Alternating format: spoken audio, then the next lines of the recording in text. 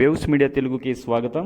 అన్నమయ్య జిల్లా మదనపల్లిలో సిపిఎం నాయకులు విలేకరుల సమావేశం నిర్వహించారు. వారు మాట్లాడుతూ జగన్ హయాంలో మదనపల్లి, నంద్యాల, పులివెందులలో మెడికల్ కాలేజీలు ప్రారంభించారు. అందులో భాగంగా మదనపల్లిలో సుమారు 470 కోట్లతో మెడికల్ కాలేజీ, హాస్టల్స్ నిర్మించడానికి మంజూరు చేసింది.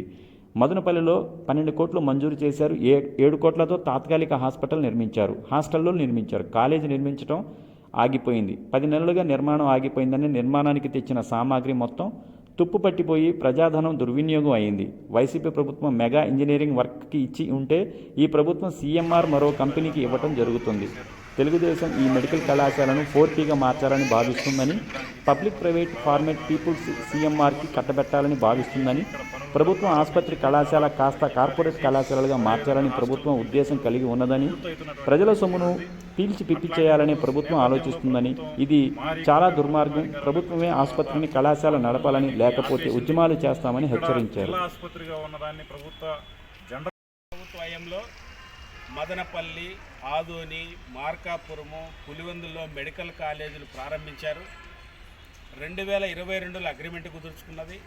2023 నాటికి పూర్తి చేయాలి, 2024లో క్లాసులు ప్రారంభించాలని ప్రభుత్వం అగ్రిమెంట్ చేసుకున్నది. అందులో భాగంగానే మదనపల్లిలో సుమారుగా 472 కోట్లతో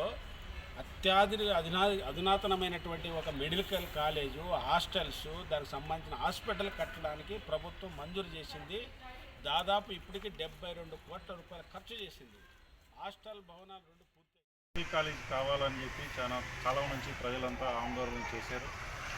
ఆ నేపథ్యంలో గత వైసీపీ ప్రభుత్వం మెడికల్ కాలేజీ నిర్మించడానికి పూనుకుంది. దాదాపు 470 కోట్లను రిలీజ్ చేసి ఇక్కడ పనులు కూడా ప్రారంభించింది. దాదాపు మెడికల్ కాలేజీ, అదేవిధంగా హాస్టల్ బిల్డింగ్లు పూర్తవుతున్నటువంటి పరిస్థితి ఉంది. అట్లాంటి నేపథ్యంలో ప్రభుత్వం మారి కూటమి ప్రభుత్వం అధికారంలోకి వచ్చిన తర్వాత ఆ పనులన్నింటినీ ఆపేసింది. ఇక్కడ జిల్లా ఆసుపత్రిగా ఉన్నదాన్ని ప్రభుత్వ జనరల్ ఆసుపత్రిగా అభివృద్ధి చేశారు. ఇది మెడికల్ కాలేజీ అవుతుంది, ఇంకా మొత్తం ప్రజలందరికీ కూడా అన్ని రకాల వైద్య సేవలు అందుబాటులోకి వస్తాయని చెప్పి కలలు కంటున్నటువంటి నేపథ్యంలో ప్రజల ఆశల మీద నీళ్లు చల్లే విధంగా ఈ కూటమి ప్రభుత్వం వ్యవహరించింది. అంతేకాకుండా ఈరోజు ప్రజల సంపద ఈరోజు అక్కడ తుప్పుబట్టిపోయి మొగిపోతున్నటువంటి పరిస్థితి.